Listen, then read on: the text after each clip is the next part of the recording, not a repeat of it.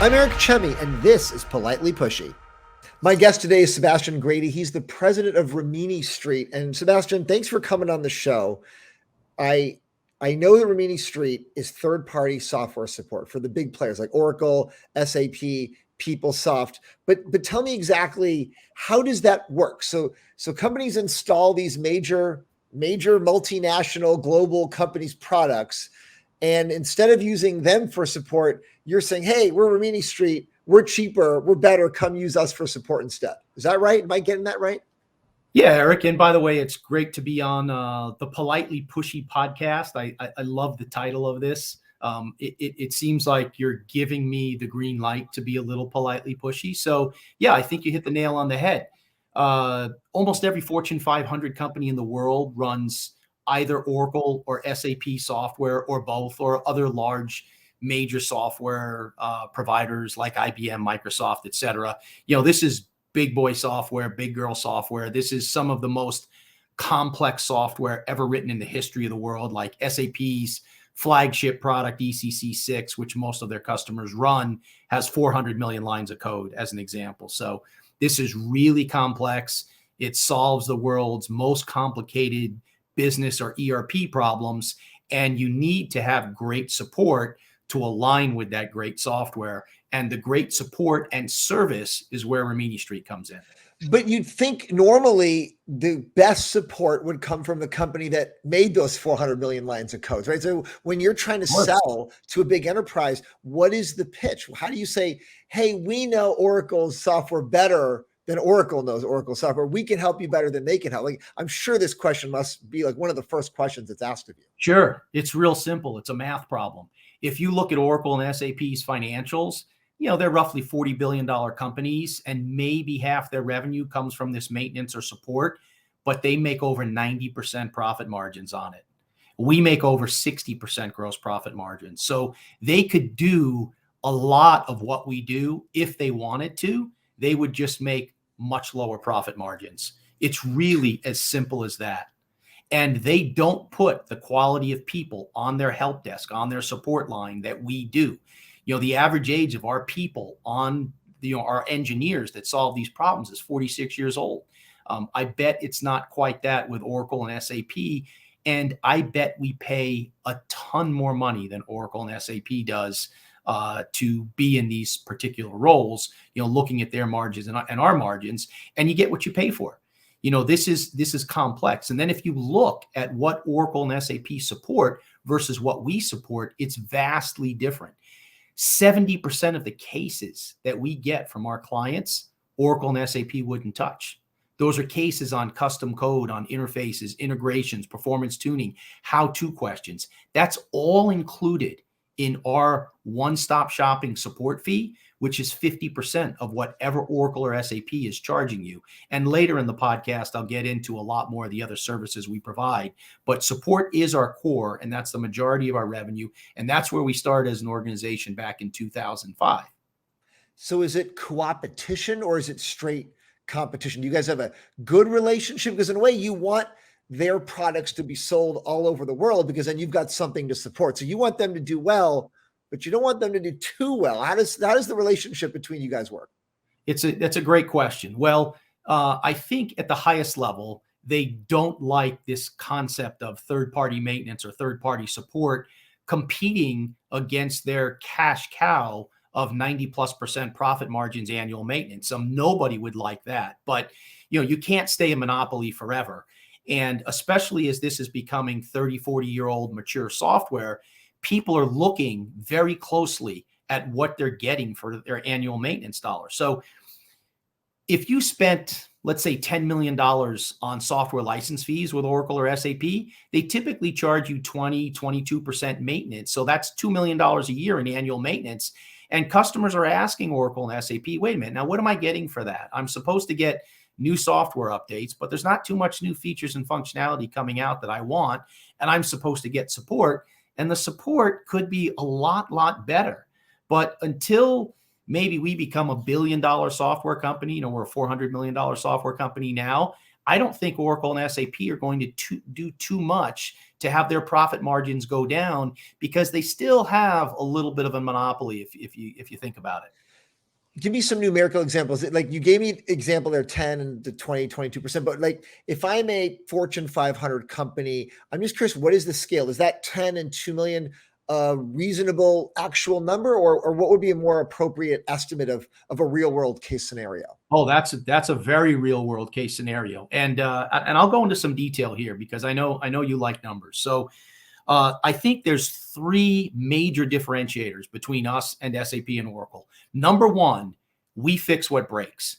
If you think about software, software doesn't wear out. Software changes. Software breaks when it sees two different things happen at the highest level. You change the code, number one, or you change the data. So the software sees a condition that it's never, ever been tested for before. And that's why 70% of the issues that break in this software occur in custom code, in interfaces, in integrations, in performance tuning, and just simply how-to questions. So the major difference between us and SAP and Oracle is we support that 70% that breaks. They only support what breaks in their base code. And to exacerbate the matter even more, and to make their offering even more irrelevant, I hate to say, the average customer might be running a release of Oracle or SAP that's 8 years old. Oracle and SAP do a pretty good job testing their base software. So once they put it out in the wild, it seems after maybe 2 or 3 years, everything that's going to break in the base software code will have already broken. Now, if the average customer is running a release in production that's 8 years old, what are you getting for that annual maintenance? Anything that's broken will already be in the database like My Oracle Support or SAP One Support Launchpad, and they can grab that. And when they come to us, they can grab those patches and fixes that have already occurred in the base software and have them in case they ever need them and use us for the other 70%. The other big difference with us, I said there's three. Number two is we support all releases of software, no matter when they came out. And if you think back to, let's say, the average customer's on a release of software that's 8 years old, as of July 1, 2022, as an example, every version of Oracle database except 19C is going to be de-supported.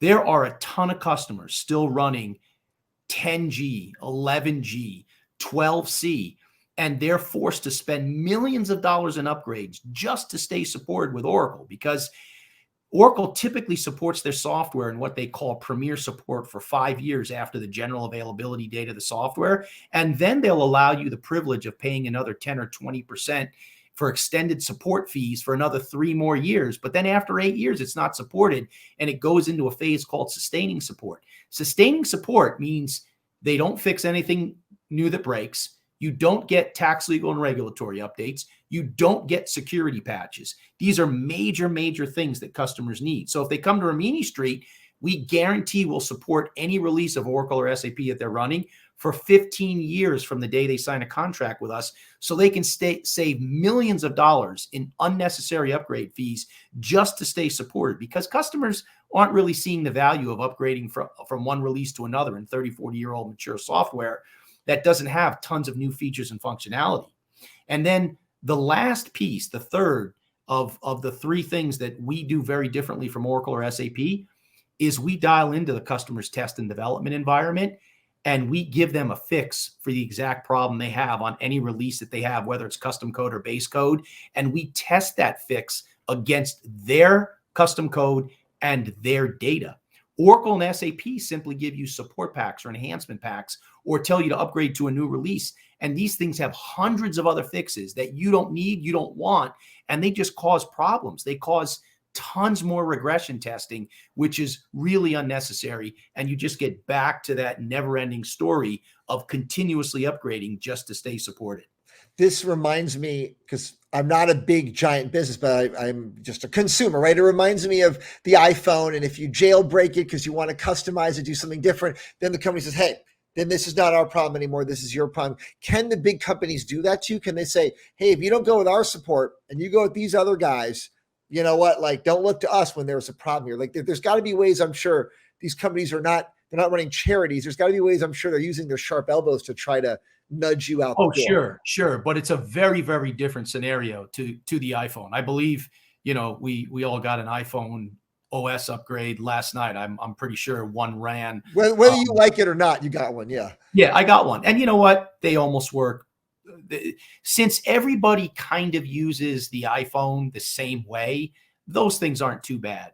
But when you get to enterprise application software that is running manufacturing, distribution, supply chain for all kinds of different companies in different industries, this software was built and designed to be highly customized and highly configured to meet your business needs. So the big vendors cannot go back and say, we were just kidding when we told you we designed these products to be highly customized and highly configurable, and now you have to all do it the same way. Now, when it comes to applications where you've seen customers with true multi-tenant software like Salesforce and Workday, where every customer gets the same version of the same code and they have to take the 2 or 3 or 4 upgrades that they get every year, Workday is really good at human capital management, and Salesforce is really good at customer relationship management. Companies generally do those things fairly similarly.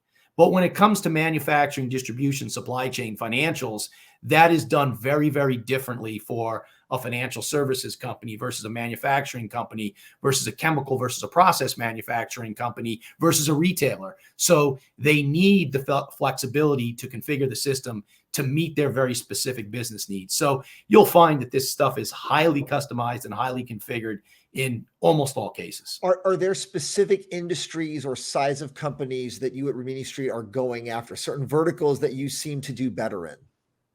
We've done great in telco as well, for one.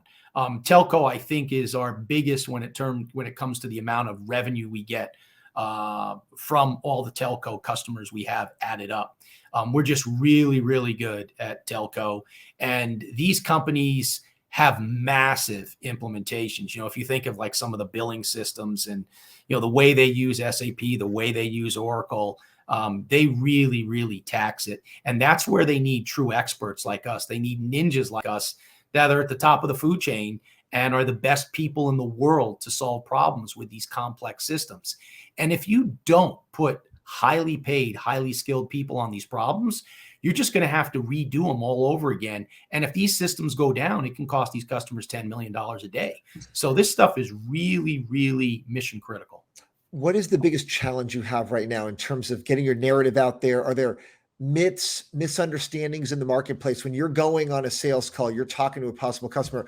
What are the stereotypes that they're hearing about you before you even have the meeting?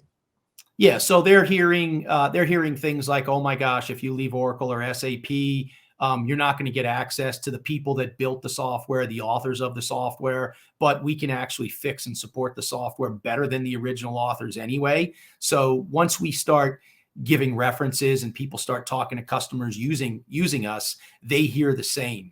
And, you asked me for a real world example. So let's say a customer had $10 million worth of software, Eric, and they're paying 20% a year for annual maintenance or $2 million. And that's a very, very common scenario.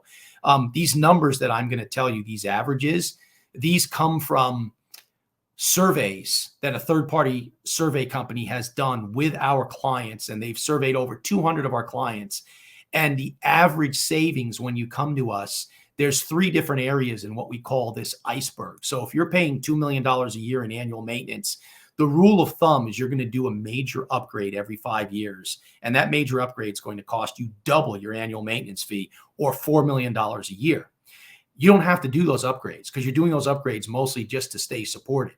So if I can save you $4 million a year and you divide that by 5 years, that's $800,000 a year of savings on top of the $1 million I'm saving you, because when you pay $2 million with Oracle or SAP, our price is $1 million. And then the custom code, that's 70% that Oracle and SAP don't fix at all. That's another $600,000 that you would have to pay your internal teams or some systems integrators to fix all those custom code problems. And then finally, if you remember all that regression testing, that's going to cost you another $600,000 a year. So if I add up the 800 plus the 600 plus the 600, I get another $2 million in addition to the $2 million that you're paying Oracle or SAP for annual maintenance. And that's $4 million a year. And our price is $1 million.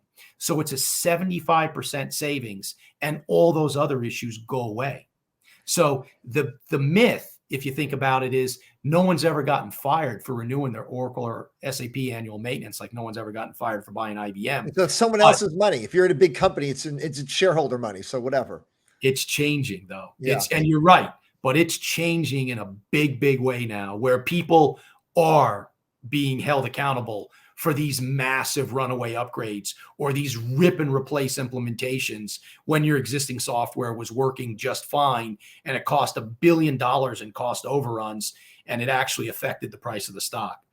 Those are big issues that happen in the ERP world. So it sounds like a pretty good pitch. It sounds like the savings are legitimate. It makes sense what you're saying. So why is your stock on such a wild ride then, right? You're publicly traded. It's easy to see it. It's all over the place, right? Some big upswings and downswings. What's going on there?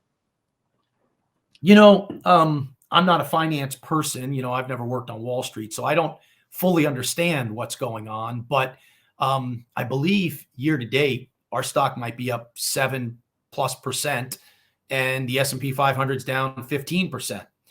So, we're doing pretty well. We also do reasonably well when the rest of the world's having bad economic conditions and people want to get more value for what they're spending. And if you think about some areas that are growing real fast for us right now, we started in 2005 as a maintenance replacement support company, as you know, and that's the majority of our revenue. But nobody survives as just a one-trick pony. If you think about actors, like my sister was an actress, but she was a professionally trained dancer, and she went to Joffrey Ballet. At 15 years old, she was in the Phil Black Dance Academy with Jennifer Lopez. And if you think about these dancers or singers or actors today, they kind of have to be triple threats. So Jennifer Lopez, who was a professionally trained dancer, has become a great singer and a great actor. Hugh Jackman, who was a great dancer, has become a great actor and also a great singer. He's got tons of Broadway plays. So we needed something like this triple threat. And our triple threat in the IT world, in the ERP service space, is not just support, but when you combine that with application management services and consulting, and these are very, very fast growing areas of our offering, as well as security offerings and security products, all of a sudden now we've got our own triple threat. And the synergies of combining these things, you see, most of the systems integrators, they're kind of in Oracle and SAP's back pocket. There's this cartel of everybody wins when you're forced to do a massive system replacement, a rip and replace upgrade. The systems integrators make all this money. The hardware companies make all this money. And the only one that loses is the customer, because they typically don't see the promised return on those investments. So if you've got a company like us, which I would say is part of kind of the resistance against this cartel, and there's a lot of companies like us out there that are really trying to help the customer get a better value proposition for their total ERP spend, you see a difference in the world. And when I joined the company, we were 30 million in revenue. We're now 400 million in revenue. So we've grown quite a bit over the last 10, 11 years. And that's decent. And we're proud of that. But we think the next level of growth is going to be fueled by the synergies of application management services, support, and consulting as the triple threat of this unified support offering. And I'll give you an example. We have a customer that we just replaced TCS at. TCS has been there for 10 years, and they brought us in for application management services. And we're solving some 20,000 incidents a year for them. 7,000 of those incidents are real core mission critical. In 1 year, we reduced that number of incidents by 31%. So that saves them and us a ton of time and money. And the systems integrators aren't in that game. They're in the body shop game. They want more problems and more incidents because they get paid by the drink. We get paid by the results. And when the results go down, that's better for us and that's better for the customer. You made an interesting point earlier. As the economic downturn becomes more of a reality, companies are looking at costs. So do you, in a way, your stock's like a hedge to the broader economic growth. Do you actually benefit in more of a recessionary environment. These companies are going to be in business so they can pay, but now they're more concerned about expenses rather than driving top line revenue. It's an interesting world that you're in, because if the world's got so much money that nobody cares, like, we can pay full price for support. It's a unique place that you're in. You're 100% right. And I think, we have the challenges like every company does in terms of dealing with inflation, in terms of dealing with the great resignation and, the pretty hot job market. But externally, when you have a bad economy, or when you have, retailers like Walmart and Target, and you're seeing everybody saying we're seeing slowing and building inventories, we benefit from that because people are looking much, much more closely at their expenses, and they're looking at their EBITDA, and they're looking at the total cost of ownership and the total value that they're getting from this huge application landscape, and they want to rationalize that. And when you have these tough times, you see a lot more effort being put into that. And I think our phone rings a lot more, and we can bring a lot to the table that people really do care about. Are you seeing the effect of a stronger dollar hurting you? We saw Microsoft in their earnings the other day saying, hey, stronger dollar is not good for us. We've seen other companies talk about that. Is that true in your case too? Yeah, I mean, we're not the same revenue as Microsoft, but we get 50% of our revenue from outside North America. So to the extent of the stronger dollar, that has an impact on us. But people see that in your earnings, and they can kind of put that aside, and they can know where there's a stronger dollar or when there's a weaker dollar, depending upon where your revenue comes from. That either hurts or helps you, and sometimes it's a one-time thing, and they can separate that from your core business. What about all the geopolitical tensions right now? We're seeing companies pulling out of certain countries that are a problem, socially speaking, geopolitically speaking. How do you deal with that? Is there anything that's affecting Rimini Street right now in the geopolitical realm?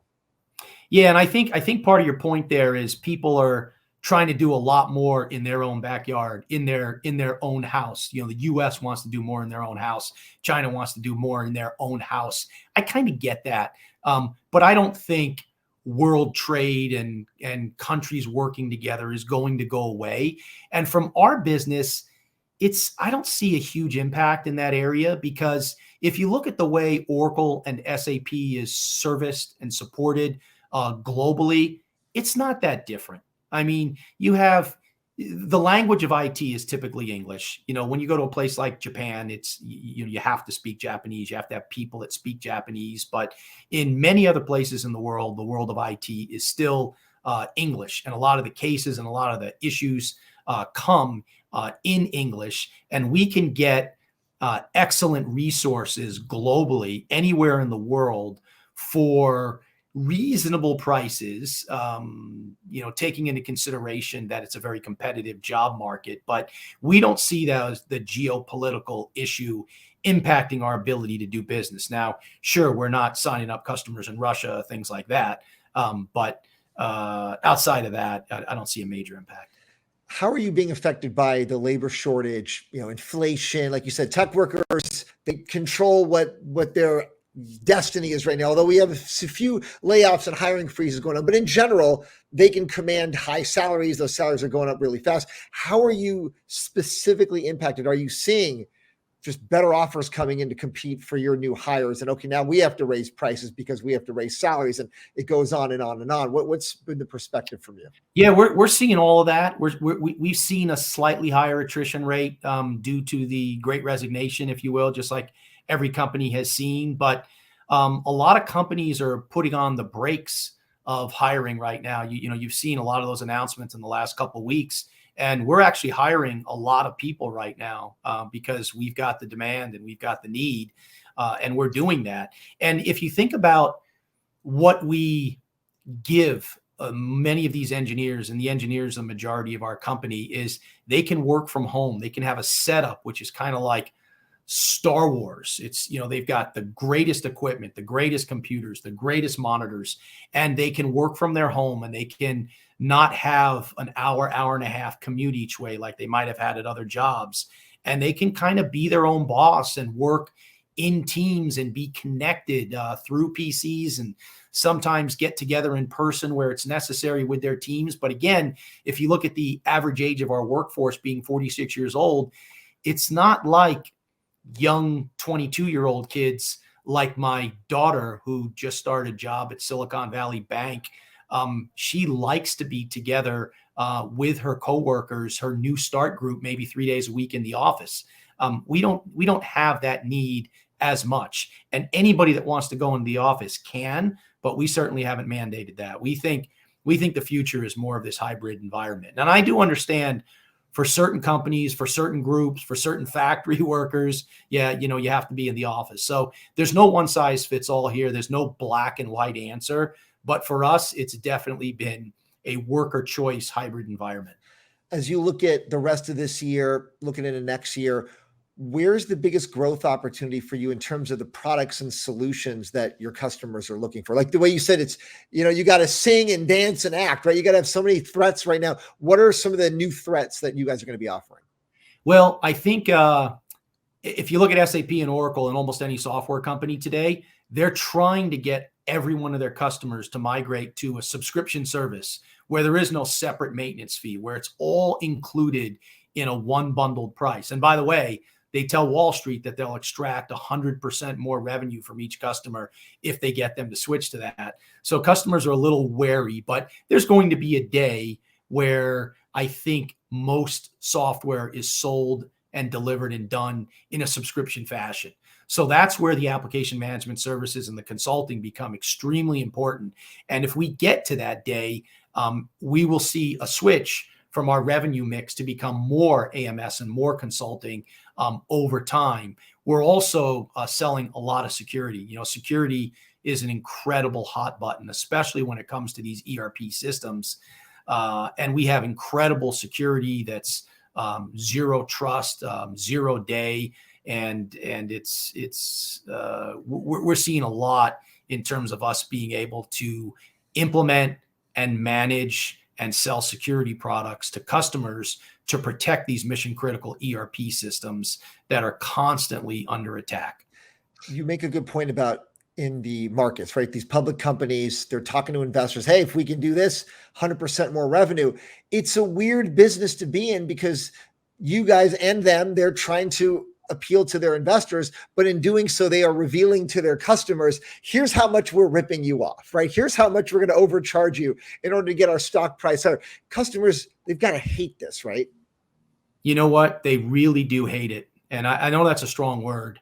Here's the thing, you talk about co-opetition. Oracle and SAP have some of the best, if not the best software in the world.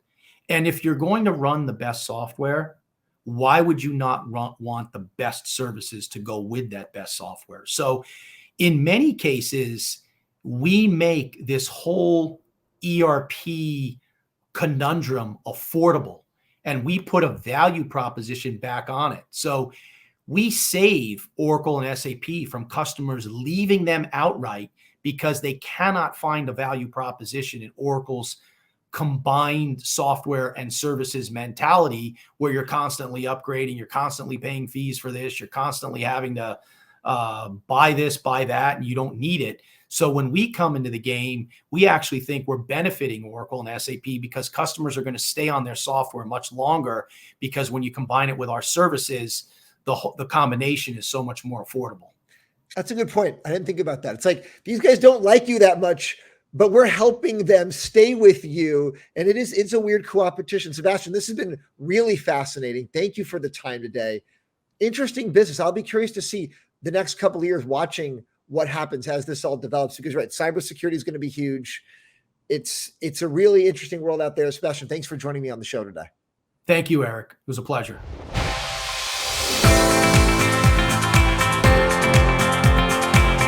Thank you to my guest, and thanks for listening. Subscribe to get the latest episodes each week, and we'll see you next time.